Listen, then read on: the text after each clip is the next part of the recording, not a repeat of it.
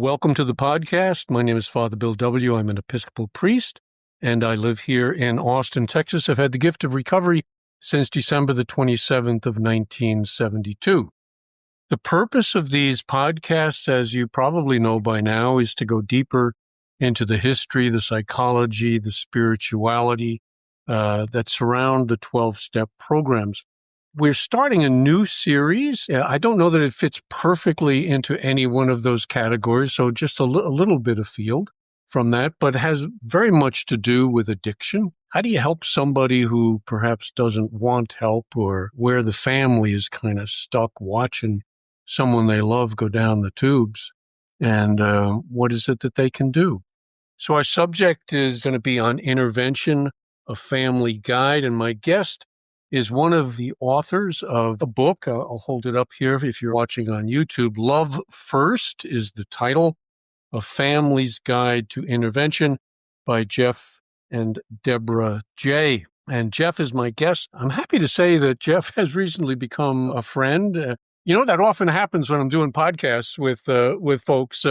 You wind up starting a long-term friendship, and Jeff has happily fallen into that category. And he even started doing two-way prayer. That's how we got in touch. So if we have time or sometime during the series, we're definitely going to touch base on that. So welcome to the podcast, Jeff. Good to have you here. Thank you so much. It's great to be here, and thank you for having me on the podcast. We're looking forward to this. I wonder if you could begin by just sharing with our listeners a little bit of your story. How did alcoholism work its way into your life? What was the turning point that got you into recovery? Sure, absolutely. Well, besides being an addiction counselor and a clinical interventionist, I am a person in long-term recovery. Mm-hmm. And I went down very fast, really. I looked good on the outside as a young man. I was a National Merit Scholar. I was president of my high school student association.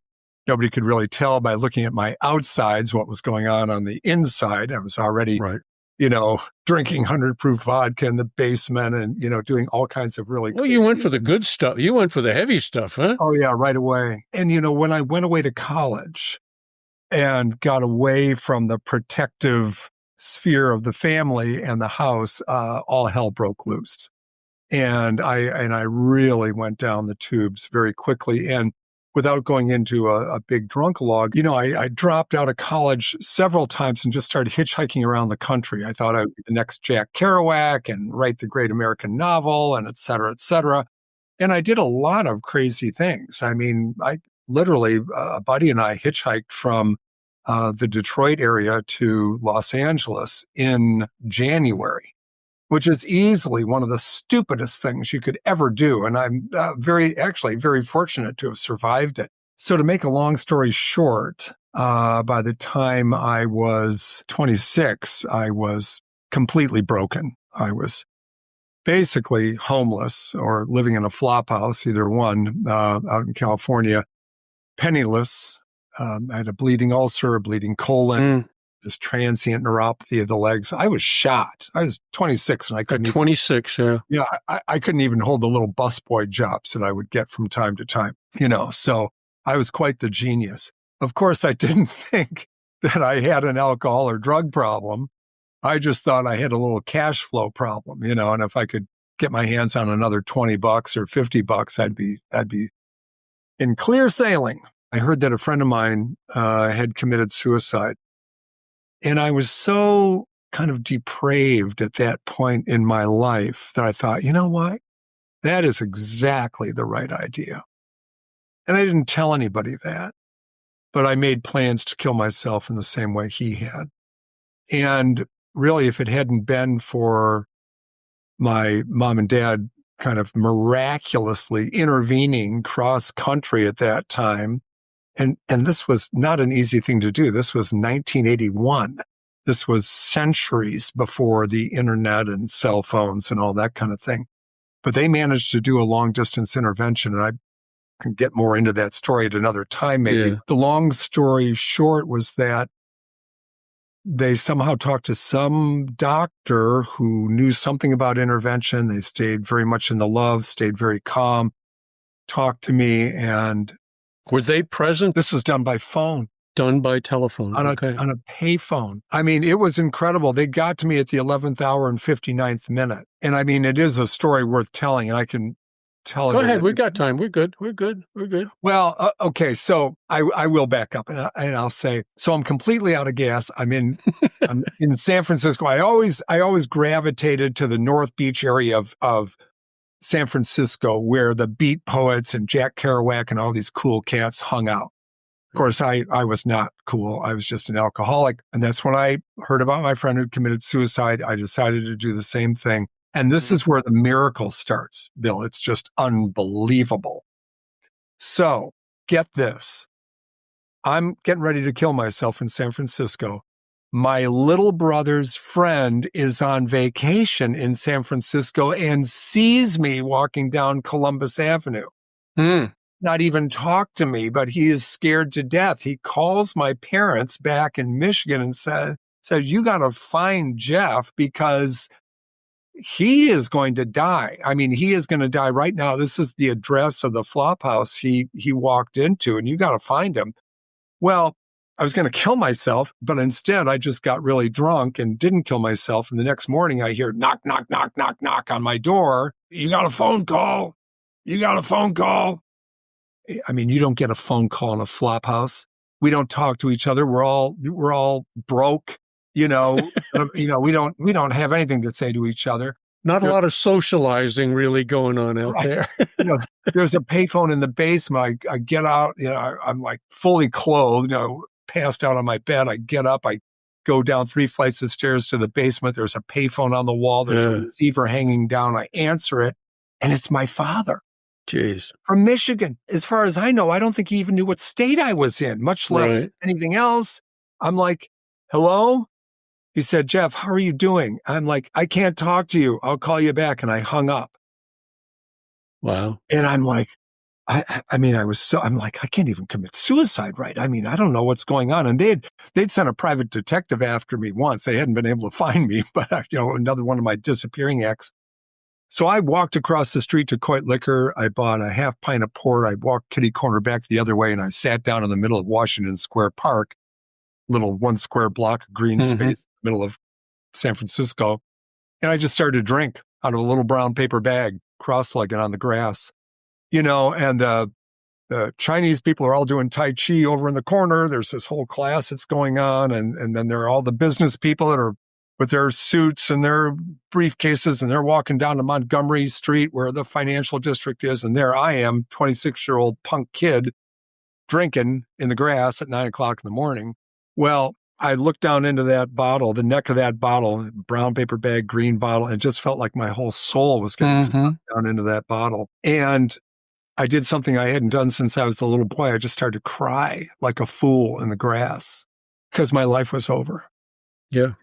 And I just said, okay, well, you're pathetic. Now, what you have to do is you need to stand up. You need to go over to the corner of the park where there's some payphones, little kiosk there.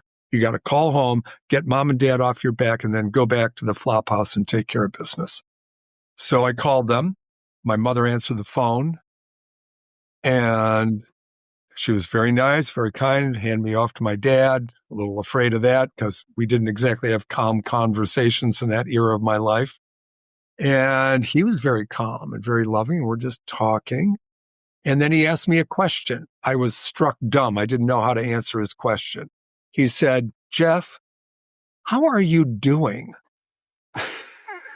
And I'm like, how am I doing? How am I doing? How am I doing? I'm just like, my brain is spinning. Right. I'm bleeding from both ends. I can hardly walk, and I'm going to kill myself in about 10 minutes. But did you say fine? Did you say fine? The sun is shining, the birds are singing, there's St. Peter and Paul Church there on the north side of the park. And I'm like, how am I doing? I finally said the single most intelligent thing I've ever said in my entire life. I don't know where it came from. Yeah. I said, I think I need to go into a hospital. Next thing I knew, there was a plane ticket. There was enough money to drink on the way home because the doctor said, don't let him start detoxing. And I was home later that night. They threw me in the back of the car the next day and took me up to Hurley Hospital in Flint, the first detox bed that was available. And I couldn't even sign my name to check in. I was so shaky and sick. And from there, my journey started. And I'll just add one little thing to that. The second day on the ward, on the detox ward, the head doctor came in to talk to me. I'll never forget him. He was this great, big, powerful black man. He looked like James Earl Jones in his prime with a white coat and a stethoscope and a clipboard. He'd been doing alcohol and drug treatment for like 30 years. It was like God walking into the room. I'm sitting on the side of the bed. I got these, detox pajamas that tie up in the back so your butt's hanging out. I'm shaking, I'm sweating, I'm having a terrible time. And he pulls a chair and he gets right up in my face like this, and he's like, boy. And I'm like, geez. He's like, boy, you got a disease. He said, you're not responsible for what you've done. And I'm like, great. That's good news. Yeah. But you're responsible for what you do now. Mm-hmm. And I'm like, shit. Yeah. He said, your disease is incurable. The most we're going to be able to do is put it in remission. We are going to give you a program to follow, 12 steps. You follow that program, the disease will stay in remission. You stop following that program, and the disease will kick you in the ass again. Mm-hmm. And he stood up and he walked out. And Bill, I had no idea what 12 steps were, AA. I didn't know anything, but that was the most beautiful little nugget I could have ever received at that moment. So did you go to treatment there at Hurley or did you go somewhere else? I was 10 days at Hurley. That's how sick I was. They actually kept me in a acute care hospital for 10 days. And then they transferred me to Maple Grove, a 28-day program that had just opened. And it was a model program. And I did that and then home and into AA. Yeah. And then you transitioned into counseling. When did that come about? When I was 5 years sober, I'd been going to meetings and everything. And I was working in our family business, which I really did not like.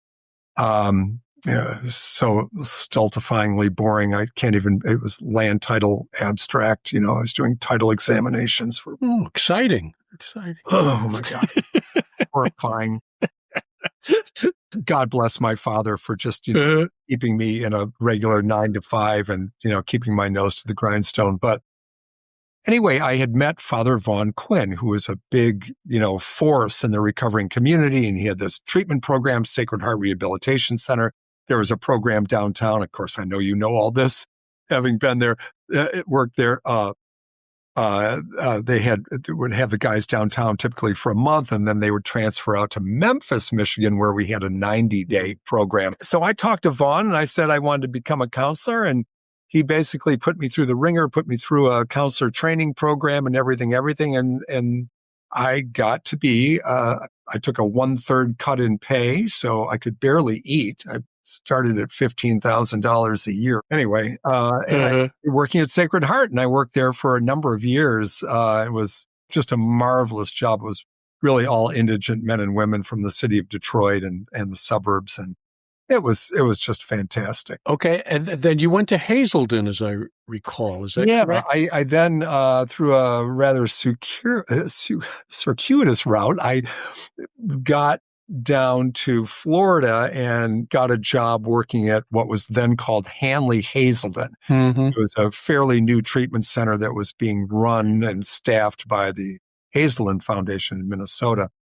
And so I got a job there, got further training and so forth in the whole Hazelden program, which was a great experience. And that's also where I met my wife, Debra. Right. She was working as a therapist there. I was working as a therapist, and we were a staff romance. And it was just a couple of years later that we started to specialize in intervention.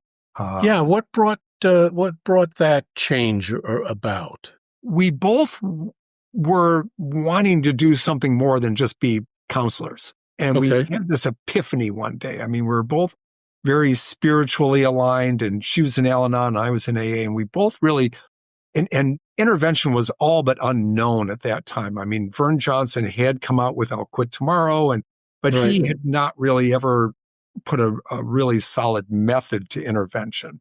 And so we were talking one day and we realized, we had this epiphany that if we could take the focus off the alcoholic and put it on the family, get the family to focus on themselves and how they were going to change, how to use the power of love and concern in this specific organized way, that the alcoholics and addicts would really start dropping like flies.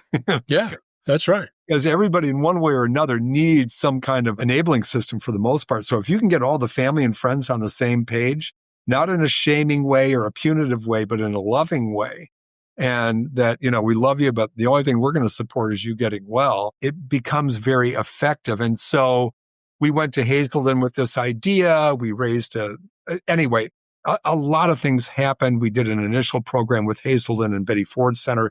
They were not joined at that time. Right. This program called Take Charge. And then later in the year 2000, we published the first edition of Love First.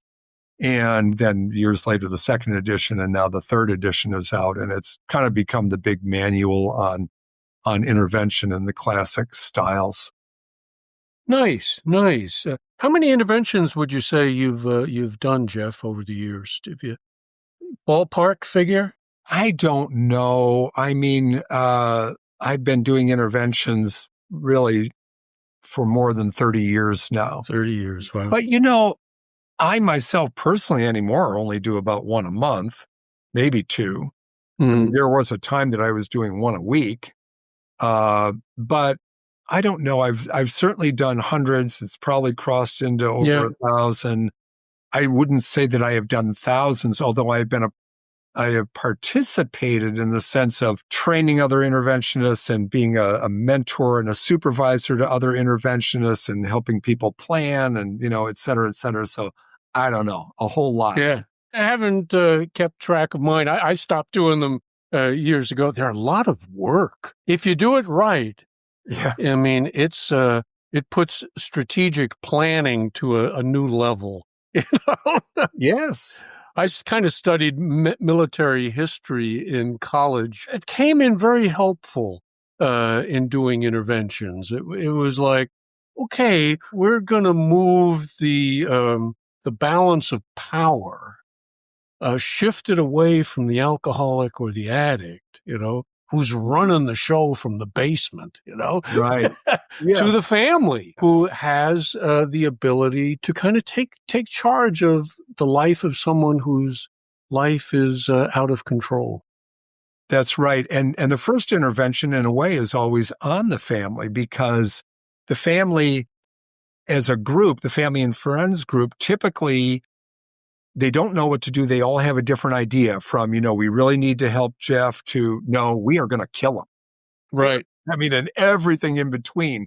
And so getting all of them on the same page and singing from the same hymn book, so to speak, is the first job. We're going to get into that in some pretty great depth, I hope. I want to do a series on this and really lead people through the process so that they can see exactly how it works and why it works. Because I think if they're done right, one of the questions I was going to ask was how many of your interventions are successful? Yeah, my normal answer to that question is, if it's a straightforward case of addiction, and 85 to 90% of the time they are going to go on intervention day to treatment. Right. Of the 10 or 15% that don't go on intervention day, almost all of them will go, but it may be the next day, or it may be 2 weeks later, or whatever. Right. Typically, when you get a hard no on intervention day, it's for one of two reasons.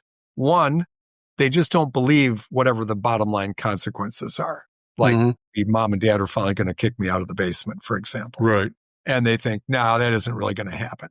And when they find out, oh, yes, it is going to happen, then they go. Or it may be that it's just a control trip. They know they're going to go, but they're not going today because they have to show who's boss, and they have to kind of get into managing it and taking control of the situation. And that's okay to an extent, as long as they go to a good program and et cetera. So anyway, those are the two main reasons. Yeah, and that matches my experience as well. If your work is done up front with the family and with the intervention team, it's almost a foregone conclusion I mean, you never know how it's going to go. Yeah, That's right. one thing I've learned after doing 30 plus years of intervention. Yeah. It's always surprising to me. For example, I just did an intervention that I thought was going to be very easy. It ended up starting out just horribly. It couldn't have been worse. It was knocked down. I mean, the guy was so angry. We didn't expect that for a number of reasons. Mm-hmm. Everything went sideways for quite a while. Yeah. Most interventions are over in an hour or two at the Right. most. When the first 2 hours were bloodbath. But by the end, it all got turned around. Everything was fine. We got back to the love. We got back into the thing. And Mm-hmm. by the end, we not only had a good yes, we ordered pizza and had a little party. I mean, you just don't know. We're going to get into some of the myths Mhm. that surround addiction. But before we do that, I wondered if we could visit a myth that circulates in 12-step programs, because Mhm. 12-step people, by and large, who are maybe unaware of intervention, didn't participate in it, didn't get to their 12-step program via that route, they tend to have one view of intervention, which is perhaps not helpful to the people who come at it from a professional degree. So let's just talk about that for a little bit, because you're a two-hatter. You're in Yeah. recovery yourself, and you also work as a professional in the field. Two different mindsets, huh? The wisdom of the 12-step groups, which comes out of the earliest, literature of the Mhm. 12-step groups, is that you've got to hit bottom. You've got to Yeah. have this ego deflation at depth. The fact is, you do not have to hit bottom in the classical sense in order to, you can call bottom at any point. And here's the key, Bill. Bottom, whatever bottom is only visible in the rear view mirror. Because for most of us, we had a bunch of bottoming experiences, and any one of them could have been the end. But when we say that you have to hit bottom, then that means that the whole family has to go along for the ride, even the smallest children. And the Mhm. truth is, we know now what they didn't know then. We know now how to organize family members and friends so that we can raise the bottom to Yeah. right now. Because if you're just waiting for the person to hit bottom, there's two problems. Number one, some people's bottom has no bounce. They just die. Yes. So that's a little bit of a problem. Yeah. And number two, everybody else is waiting for the next series of catastrophes. When is the next bottom going to be? When's the next bottom going to be? And they instinctively will cushion the bottom. They will enable. They will take away the consequences. So you don't really have that bottoming experience. I say that you can only call the bottom in the rearview mirror by looking backwards, because somebody will say, oh, well, I went to jail. I lost my job. I did this. I did that. And I finally, my wife kicked me out. And then I was at the bottom and I came to AA and I've been sober for the last 5 years. Well, so what it was an uncontrolled series of interventions, kind of chaotic interventions, legal, medical, relationship, blah, blah, blah. All of that happened. And then finally, the person came to a great enough pain threshold, an agony threshold, that they would say, okay, well, maybe I'll listen to somebody. Well, guess what? It doesn't have to be that way. If you Mhm. bring together all the most important people in the alcoholic's life and train them and rehearse them how to use the power of love and concern in this very specific and organized way, we can get them to that awakening most of the time in a few hours if it's done right with a lot of preparation. We don't have to wait for this uncontrolled series of chaotic interventions that the world serves up. It has to register with the individual at an emotional level. You're hitting on a key point. The addiction owns the brain. Yeah. So we're not there to litigate whether they have a problem or not. The battleground is the heart. Right. This is where the real battle takes place in an intervention. Because on one level, the person knows that they need help. They do, even though they may deny it even to themselves. Right. And on the other level, they just don't want to go. So if we can really reach for the heart, that's why it's all about love. It's not a battle, with cudgels. It's a battle to get to the person's heart, to Yeah. call them to their higher level of meaning and purpose, and show them that there is a way out, and that we as family members and friends will take care of what needs to be taken care of so they can take the time to get well and get the help that they need. And each person, we're getting a little ahead of ourselves, but each person speaking from their own heart in terms of what they're seeing, how it's affecting them, and how they're needing help as well. Yes. But the funny thing is, in an intervention, you don't talk very much about the problem. We will have a little bit in there about the facts, but not much. It's really about why we love you, why we care about you. Yes. Remembering times that you have been there for us, times that we've been proud of you, telling these it's really all about the love. And then also talking about our new understanding of what's going on, that we see this as a medical problem that requires professional treatment. It's not a willpower problem or a moral problem or a character problem. I mean, hey, if it was a willpower problem, you would have beat this years ago. Yeah. This is a medical problem, and we know you have it because, and we'll put out a couple of facts, not much, and then make a commitment to walk the walk with them. Mm-hmm. Family on the Al-Anon side, the addict going into treatment. And then, of course, we have structured family recovery. We have all kinds of other things that we do for the family.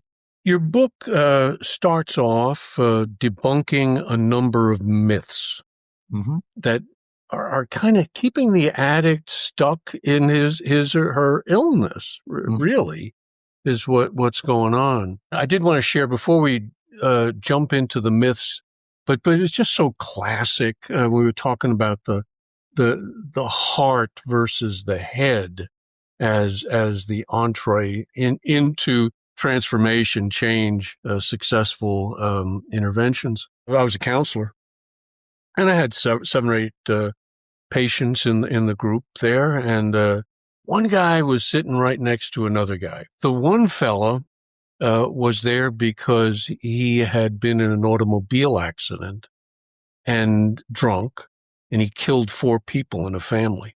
And his attorney said, "Be a good thing, Charlie, for you to go to treatment." So he's there, and he was not getting it.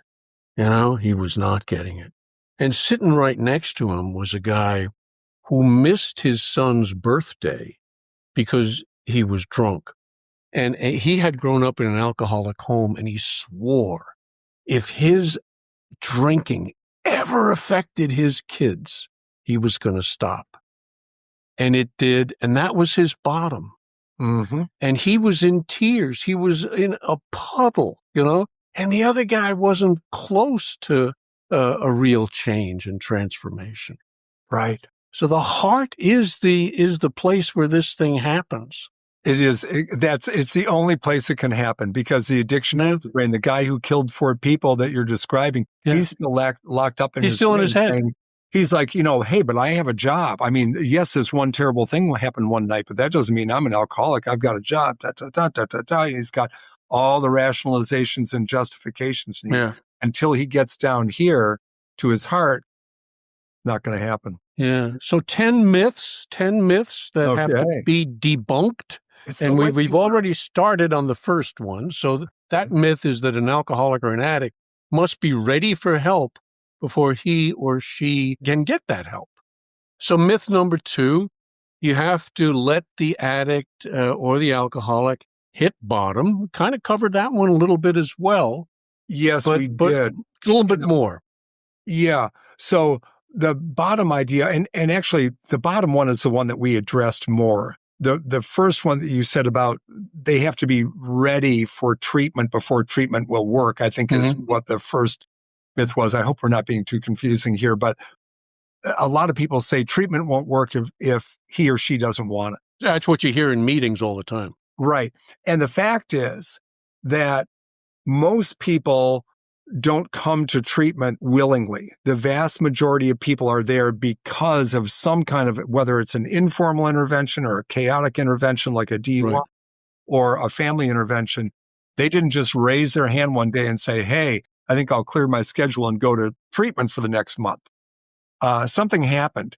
And it's usually a couple of weeks at least before they can come to a point of understanding that they actually need to be there and need to do this. And why is that? The brain is actually in a really bad place to make any kind of good decisions while the person is in active addiction. The brain is sleep deprived. They're not, even if they're sleeping, they're not sleeping well because of the alcohol and drugs. Whether they are skinny or fat or whatever, they are malnourished.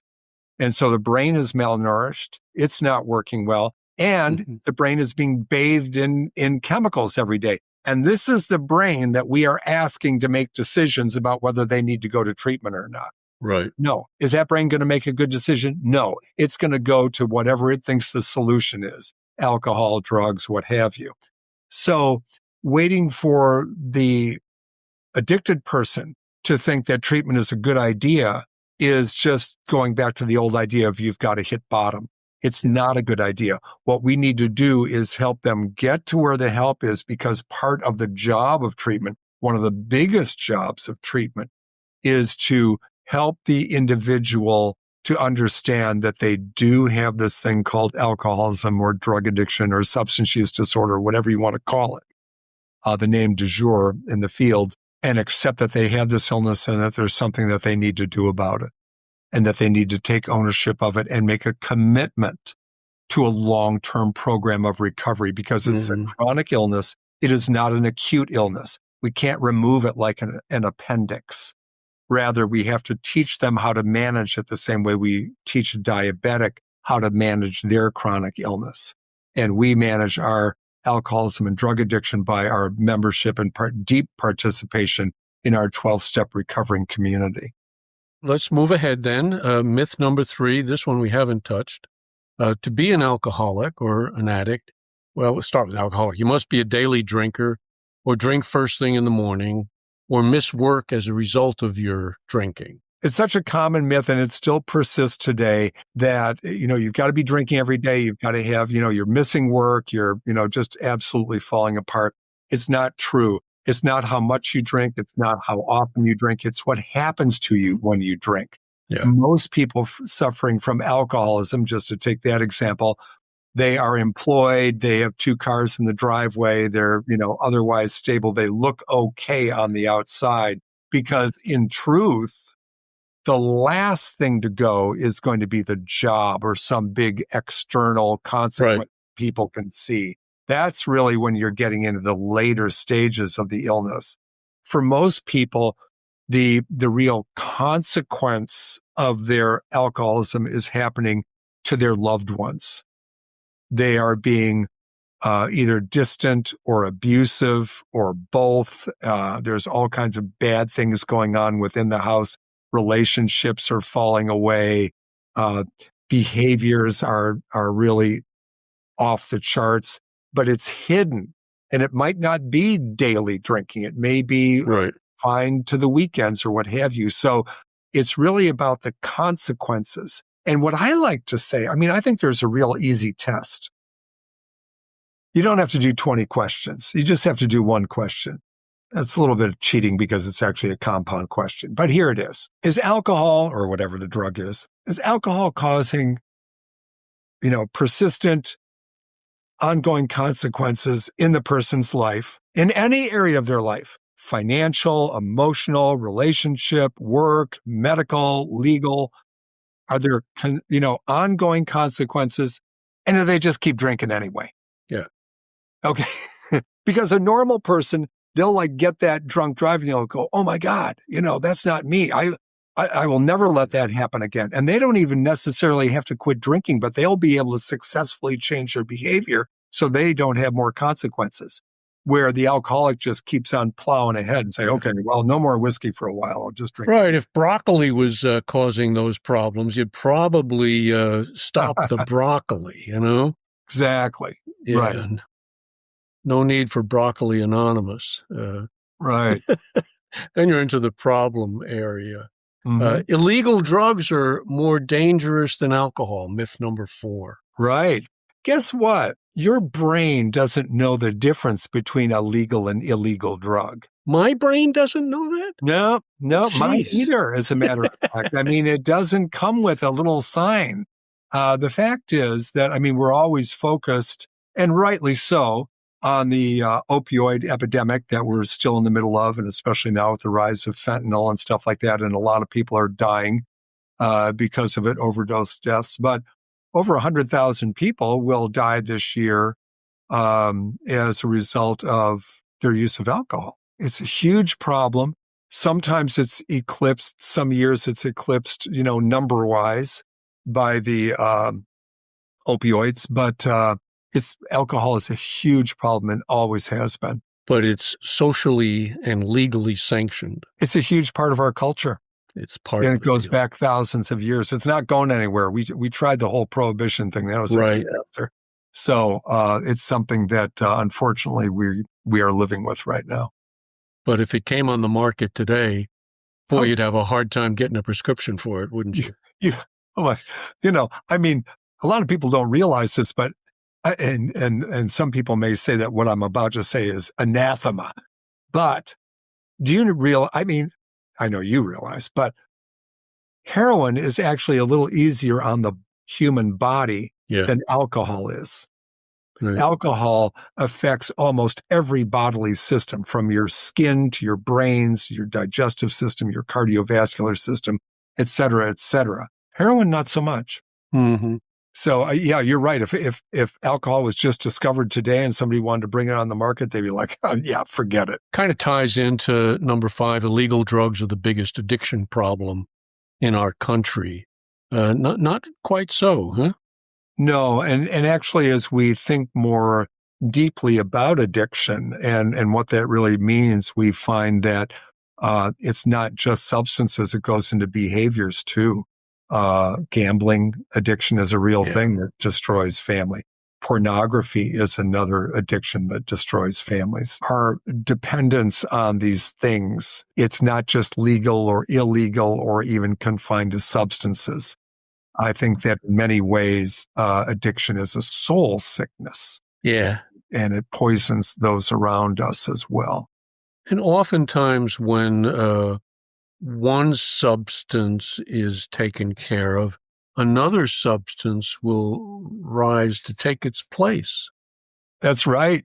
That's right. That's why you have to work an active program of recovery. I mean, I'm a big proponent of the 12 steps. Some people use some other things. I think the 12 steps are optimal and they're the most widely used. Mm-hmm. But having that ongoing program of recovery helps to keep you on the beam, and it really addresses that soul sickness and the selfishness and the self-centeredness and the fear and the all the other defects that help drive and undergird this medical problem, because it is medical, psychological, and spiritual. It's a 3-part illness. And some people think that spiritual is really just getting into woo-woo land, but it's not. It's really a holistic glue that holds the whole thing together. Some treatment centers ask their patients to identify 3 substances that they have an issue with. Because if you just focus on the one, and boy, I'm doing great over here, there's a tendency to lose sight of the others. And oftentimes with the family, perhaps, they're so happy that Joe is not drinking, they tend to turn the other, turn their eye away from the other problems that are starting to creep in. Yes. I remember learning early on as a young counselor, somebody would come in with a heroin addiction. And they'd be willing to get clean and get off the heroin and everything else. But they would say, and they were not lying, they said, I really don't have a problem with alcohol. I never have. I mean, my problem was heroin. And, the older counselors would tell me that guy will be back within 2 years and he will be a full-blown alcoholic. And you could practically set your watch by it. Yeah. Yeah, and that leads to a couple of the other myths. Number 7 is what you talk, a recovered drug addict can still drink alcohol. Yeah, that's not a good idea, huh? Not a good idea. And people will say, "Well, I know somebody who did," and hey, anything's possible on Yeah. Earth, but the old wisdom, and I think that this has been borne out through the decades and all the way to today, is that once you become addicted to a substance, the safest path is just to eliminate all mood altering substances Right. from your life, period. Mhm. Because otherwise you are asking for the whole switched addiction things. And some researchers will say, well, we don't have good enough evidence that you have this kind of cross addiction thing going on. But that's because you would really have to do very long-term studies, like 5 and 10 years, to Right. be able to flesh it out. And these days, especially in the university system, it's amazing if you even study something for 12 months or 2 years. It's just Those not, long-term studies are terribly expensive yeah. and very difficult to do. But that's where you get the really good evidence. Well, yeah, or you just do it as we did, which is and they would say that this is anecdotal, but when Right. you see, enough things, enough times, you draw inferences from that. And Mhm. while it doesn't rise to the level of scientific evidence, it is pretty well established wisdom and practice. Yeah. I want to drop back to number 6. We're bouncing a little here, but that's good. Addiction is the result of a lack of willpower.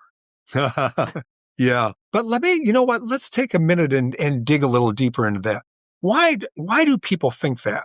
Because the fact is, Bill, that they think that for very good reasons.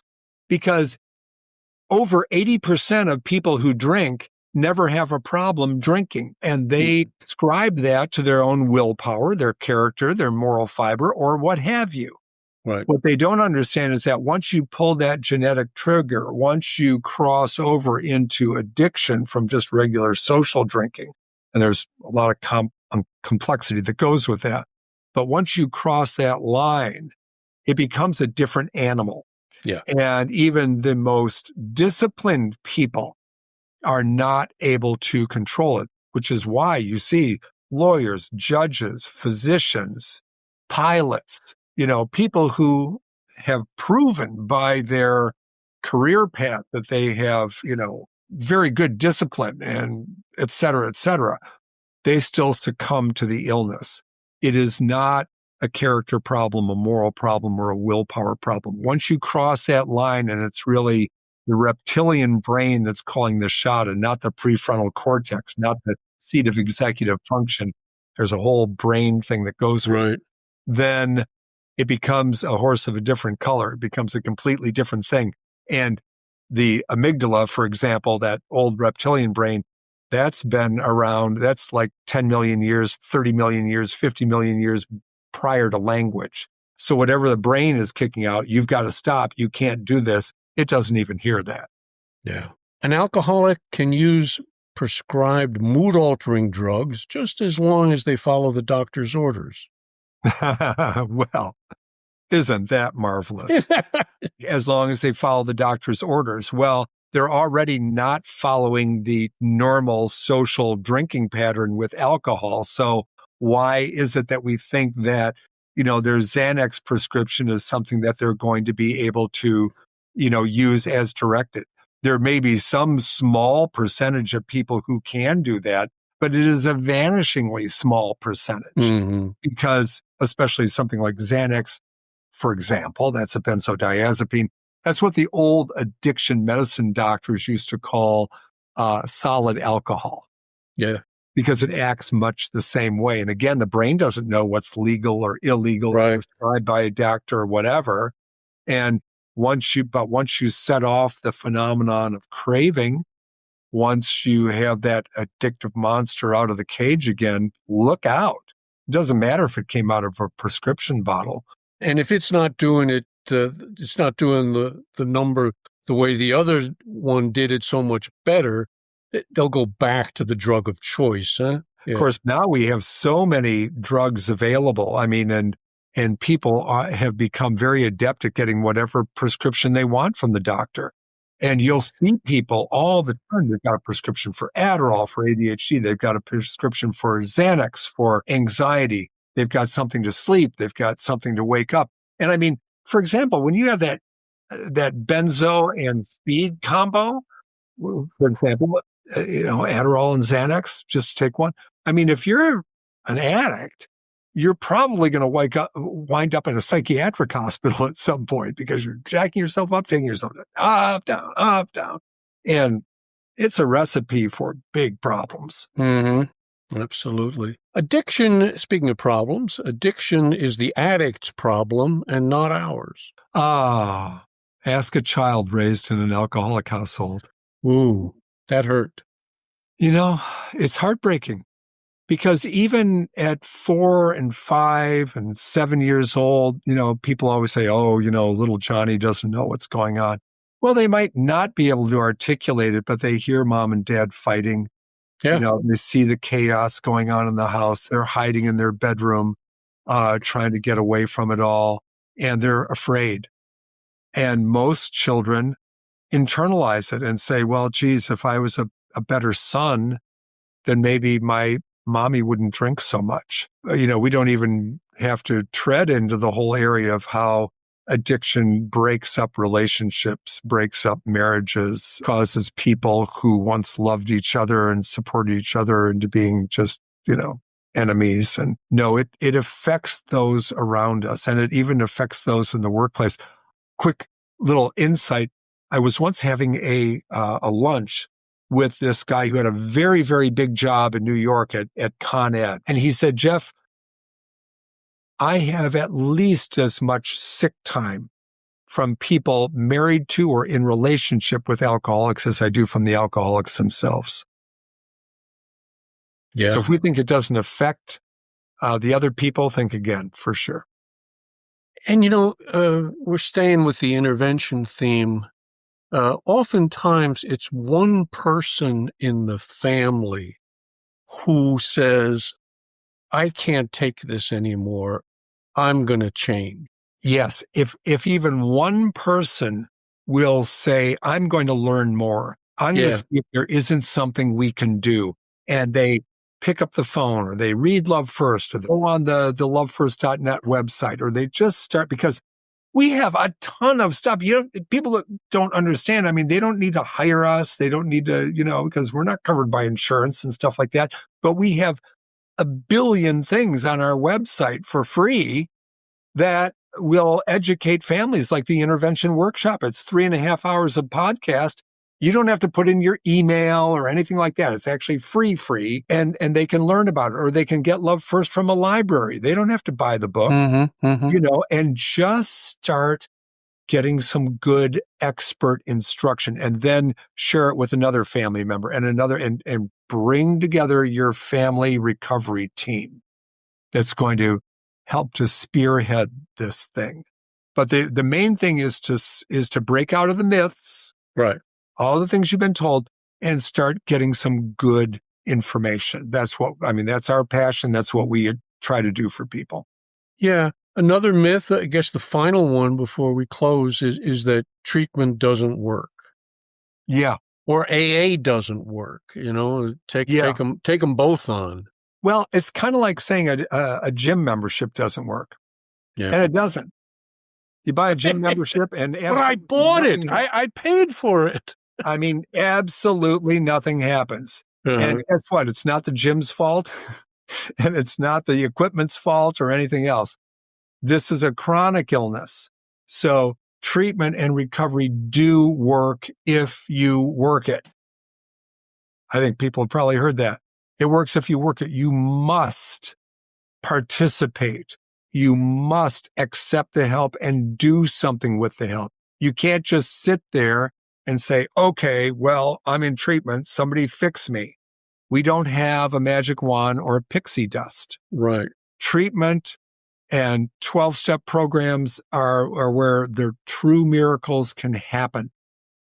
But you have to suit up and show up and be part of the process. You can't just sit there. It's not like getting, a shot of penicillin or something like that. Right. That it's going to do the work, and all you have to do is roll up your sleeve and let somebody, poke your arm. Yeah. This requires some WORK, and some commitment and things like that. But they really do work. That's what I want to tell people, is that there is so much hope. There is so much hope out there, but it's a matter of bringing that family recovery team together, learning more, following the directions. And by the way, for many families, this is something they can do on their own. We wrote Love First so that it could be followed step by step by step by family. We outline very precisely when you can't do it on your own, like when people are making suicidal threats or there's a history of physical abuse. I mean, there's a whole laundry list of reasons why you wouldn't want to do it on your own without a professional. But many families just read the book and follow the directions. They make the changes themselves. And once that, it's the family systems piece. I'm sure you're more of an expert on this than I am, but that if one part of the family system changes, it puts pressure on the other parts to undergo change or transformation as well. That's right. I'm doing an intervention this weekend because, the eldest son in a family decided he couldn't take it anymore. And he just started to do his online research, and he was referred to me by a treatment provider. And, he got everybody on board, and things are happening. They're happening. That's right. That's right. Well, things are happening here with this series. So this might be a really good place to put a cork in it, so to speak. Hey, well, okay. And we will pick it up next time. The next episode, we're going to begin laying out what really is an intervention all about, and the fact that they almost always start with one member of the family. And if you're an alcoholic or an addict, and many of the people who listen to this are, I think you're going to benefit from this every bit as much, because, I think I'm 52 years sober, but denial is still a part of my lizard brain mechanism, and I need to recognize how that sucker still works within me and within my family. And so this information is, it's relevant to everybody. I really believe that. Well, thank you for having me. I just, you can probably tell I love talking about this subject, and I'm really, really grateful to be on the podcast. Give me the 2 minutes on two-way prayer. So I have been clean and sober for, at this moment, 43 plus years. And I will say that two-way prayer has revolutionized my spiritual life and my practice of Step 11 like nothing else has done in all those years. And that's quite a statement, because they have been, really in, as most people are with long-term sobriety. I mean, we're into the spiritual practices. We do, a lot of things, and I've been a continuous seeker, and I was astonished by how powerful it is. I mean, I'll never forget watching your video presentation of this. I happen to watch the ones on YouTube. You've got the longer combined one on the website. Regardless, when you presented the method, I'm like, I don't know. It doesn't sound like that much. It sounds kind of like something maybe sort of I've done before, but not really. Gotcha. But I think I'll just try it. Blew my mind right from the beginning. I mean, it is not like something you have done before. If you try this the way Father Bill W. here has laid it out, I'll be very surprised if you don't have a really profound experience with it. And it is so healing and so loving and so marvelous. I just can't say enough about it. Yeah, it's listening to love, much like an intervention. The power of it, as you say in your book, is the power of love to transform people. Yes. It's what you're getting down to.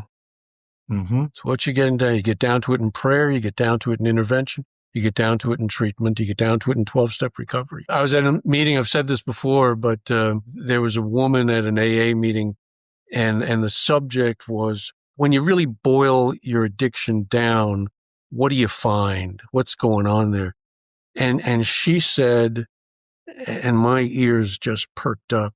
She said, I have a love disorder. And I knew she was telling the truth. I have a love disorder. I'm looking in a bottle for that which I can't find within myself, within my family, within my community. I mean, we're all suffering in one shape or form from a love disorder. And that is the solution. Yes. It is the solution. So, Jeff, can't thank you enough for signing on for this. Thank you. I'm Thank you. looking forward to it. I think we're going to have a lot of fun and help a lot of people to understand that a lot of people maybe out there are ready for help, maybe more so than you're aware of. So, looking forward to it. Thank you once again. Thank you guys for listening. I hope this was helpful information. It's going to get more helpful and more practical as we go on. So, thanks so much. God bless, and keep coming back.